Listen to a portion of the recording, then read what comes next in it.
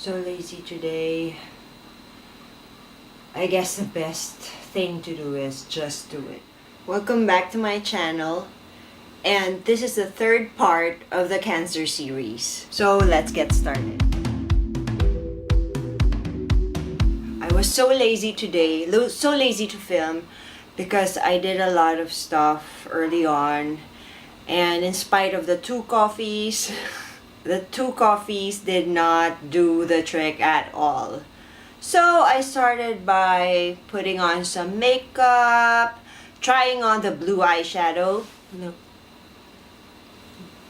And then now it's sunset, so I really have to hurry and film this now or else it's gonna be so dark. I filmed the blog reading ahead of time. As you can see, the makeup is different, the outfit is different. So let's go on with the reading.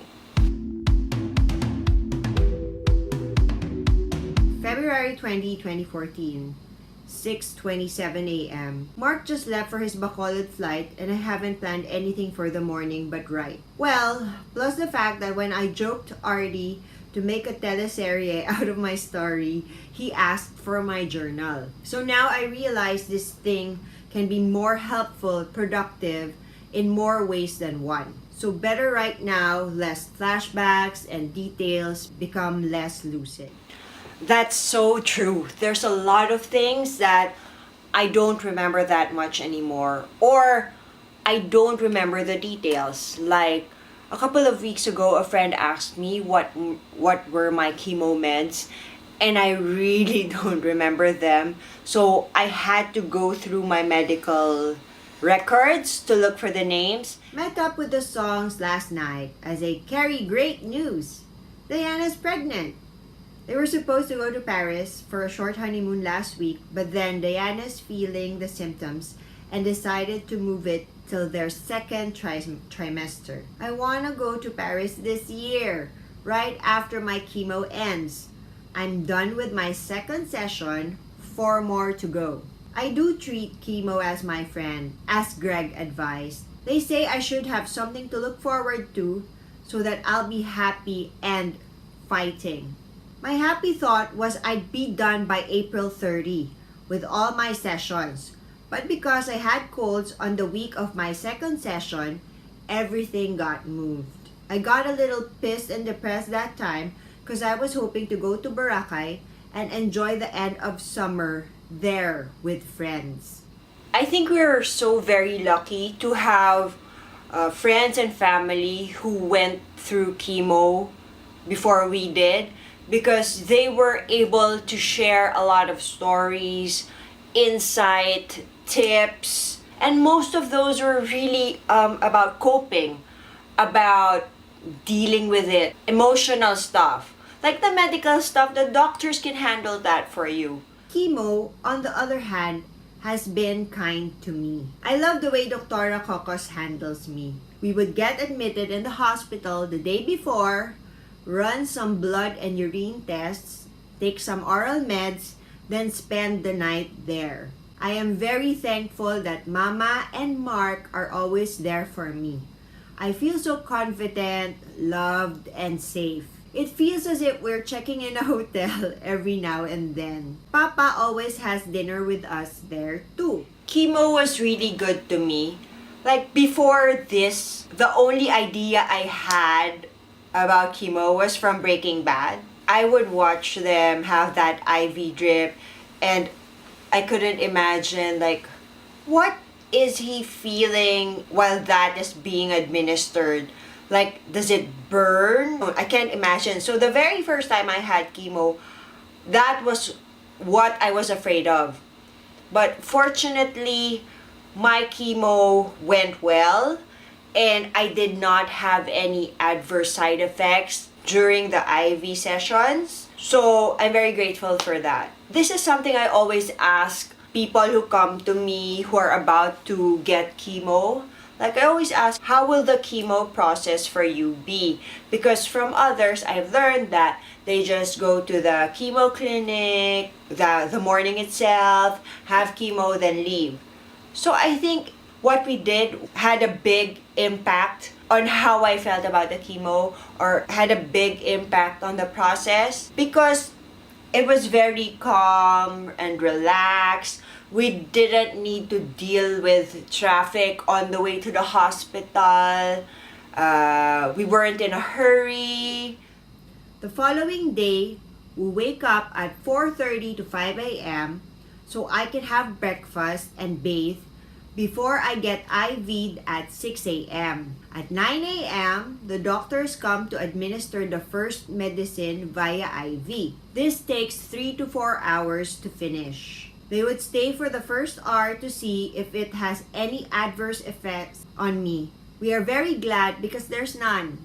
The only ugly effects are the needle marks of the IV and blood test. There's an hour's rest after the first med, then the second med is administered. This takes only about an hour. After this, we're done!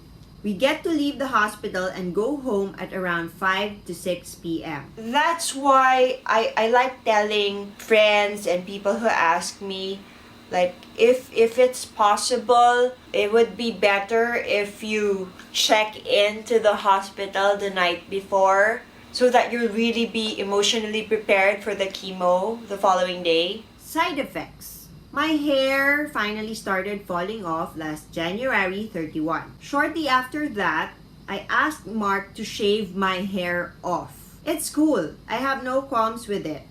Just need to wear a bonnet when I sleep because it's cold. So the first obvious side effect was hair fall. Less than a month before we had our wedding, so my hair was 4 inches longer than this. Right after the wedding, I had it chopped off to a bob up to here, and then I had it like Miley, a la Miley Cyrus. And then a day after chemo, I had it chopped off shorter, like there's how many centimeters left. I went to my son and dad's barber shop because it was just like a close shave. I did not need to go to a fancy parlor to have that done. So I had it done that way. But as soon as my hair started falling off, that wasn't enough. It was even more difficult because the super short hair would get into my pillows, my clothes. It got so itchy and irritating. So I told Mark to just shave it all off. I've been gaining weight and looking plump. I know I can't blame it all on the steroids because I know I've been pigging out like hell. Plus, I've got tons of meds and vitamins all day, every day. It's okay. I'd rather suffer from puffy face than feel down and depressed. I just slap on a wig whenever we go out and I'm feeling so fat and bloated. I don't know if it's the kind of medicine used for my chemo or because I did not undergo radiation therapy that I had such an appetite. There are times that food would taste bad, but you know what I'll do? I'll eat more. So if I couldn't taste the real flavor of the food, I'll taste metallic or whatever, like eat more. And then you'll eventually taste the food that you're eating. But joking aside, I also don't know if this had anything to do with my well-being and appetite, but Mark's 2 aunts also underwent chemo and they swore by the maitake pills. So when I was undergoing chemo, I took 5 of that in the morning and 5 at night. And then there was even a point that my doctor told me to stop drinking some of the vitamins she prescribed because I was eating it like I was eating real food anyways. So I didn't need the vitamins. All in all, I've only had 1 bad day and 3 not so nice mornings. That's a good number for me. I have nothing to complain about. I feel so lucky. I cannot stress enough on how grateful I am for having all the support I can get from family and friends. I even made a separate journal for things to be grateful for every day. From prayers, greetings, messages, phone calls, visits, and gifts, I am very blessed and abundant every day. It also helps that I am able to stop working. So I really have nothing to stress about. You know what? How many doctors we met with to ask for second, third, fourth opinions all had one common thing to say. It was stay positive. So you'll notice that when I wrote my journal, the tone was very positive, or if not, I was really trying my best to stay grateful, to stay happy, because that was the number one thing they said. Can you imagine doctors saying that? It's like them saying that, oh, you don't need to drink medicine. You just need to smile and be happy. And your toothache will go away or your flu will go away, right? It is also amazing how social media, internet works. Even acquaintances who've been seeing my posts have taken time to message me and even send me gifts. It truly is touching to know how I inspire and move other people in my own little way. All these things keep me going every day. I know I am cured.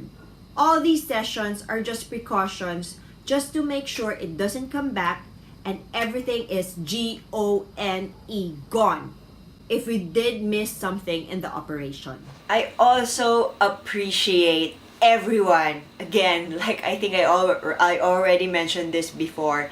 I appreciate everyone who reached out to me during those times. And as I mentioned, I stopped working. I stayed home so that I wouldn't get stressed and all that. But you guys helped me get through a lot of a lot of things. It wasn't about loneliness, because I also had friends and family visiting me almost every day, kidnapping me, taking me out. But you know that it's really different when you know that people are behind you, that they believe in you, they're praying for you, they're rooting for you. That really melts my heart. But don't get me wrong, it's not all daisies. There are days when I have ill feelings and negative thoughts too. It starts with one bad nerve that spirals down, turning to sadness, depression, then rage. There are times when I want to scream at the top of my lungs and break things, like see and hear glass crashing after I throw them. It comes from the thought of, why me? Why us? Why? And it's not only because of the operation or chemo, but it's also about Luna. Did I ugly cry again? I think this is why I was avoiding filming this. It's because a lot of parts are still difficult for me to relive. Okay, with the breaking stuff part, I did that twice. Once was with my family. We went to that restaurant in Laguna where you can choose to break a plate, a mug, or an old TV. Like, it depends. Of course, you have to pay for it at a low price, but it's fun. And then when you throw it and scream at the top of your lungs. And then it was one day, what I did was I told the people in the house that I'll be throwing stuff in the garage. So I told them, okay, give me bottles that I can break now. And then I went to the garage and threw them at the wall. Of course, there was no car there. And then after that, the helper swept the floor. And then I told her, sorry for the mess, but I hope you understand. So I was really aware of how I was feeling, and I just needed to let it all out. Like, it was an inexplicable emotion, and the only way I knew how to deal with it was that way. Mark and I were supposed to have a baby last February 13, but lost her on November 2012, a week before my birthday. She was 6 months when I gave birth to her. Mark was in Bacolod for work at the time, but good thing we were living with my parents. I woke up with a slight pain in my belly. I thought I was just hungry because I skipped dinner, so I had a piece of bread. After a while, it became more painful and I realized it were contractions. Luckily, Mama was there, so we went to the hospital. It was 6 to 7 a.m. rush hour. We came from Better Living Parañaque to Polymedic. I was rushed to the OR and was in a lot of pain. When the nurse was going to IE me, she saw the placenta was almost out. They checked for a heartbeat but couldn't find any. When my OB finally arrived, we labored and pushed for the baby to come out. It was still a normal delivery. Only when I was in the recovery room did I realize we lost the baby and cried. It was terrible. There have only been a few deaths of people close to me, and this is the closest one I've lost. It was a hard pregnancy because I've been on bed rest for almost the entire 6 months. We just had to look at the brighter side of things. That if Luna had lived, she wouldn't have been normal because it was too early. I pushed that we have a proper burial for her. I was too weak to be at the wake, but we were there for the funeral. Her remains lie beside my Kuya Mark Dale, who was also premature when Mama gave birth to him. 2 weeks after this, Mark and I moved to our new house. At this point, I was already feeling a bit lost. Too many things going on. Too fast, too soon. Like, there are mornings I'd wake up disoriented. Which bed am I on? Where am I? Am I still pregnant? If not, where's the baby? Not long after, we started prepping for the wedding. So it's really been a fast roller coaster ride. Seemed like there was no time to just sit down, absorb everything, mourn, then move on. But then again, who has the time? I look at the strength and wisdom of our parents and are very thankful for their love and support. I guess I just fall weak sometimes and give in to these emotions and memories. These are times I feel overwhelmed, times when I pray double time and look for every happy thought I can hold on. A roller coaster ride indeed. Like, so much has happened. I remember talking to a client and then we were sharing stuff about ourselves and I'd share what I've been through. It was just casual, like, oh, by the way, I went through chemo. Oh, by the way, I did this. Oh, by the way, this happened and that happened. And then she commented, oh my God, you've been through a lot. I realized, yeah, I have. And in a span of how many years, all of those things happened. Well, I'm done with it. I don't need any more of it. I'm good the way I am. It's nice to have a boring, quiet, simple life, you know? Amidst all those things, there's one important thing that kept me going. It was having a conversation with people who are very close to me. Like, I'd share this emotion, that emotion. So we'd get to talk about it. Like, some things I talk to with Mark, some things with my mom, some things with my BFFs. Just be open. If you need to talk to somebody, talk to somebody, regardless of who that person is. You can call me, you can call your mom, you can call your friend, you can talk to your husband, you can talk to your children. Just talk, let it all out. Oh my God, it's so dark already. The sun has set. So I'm linking the first and second of this series down below so that you can refer to it, you can watch it, and I hope to see you again next time. See ya!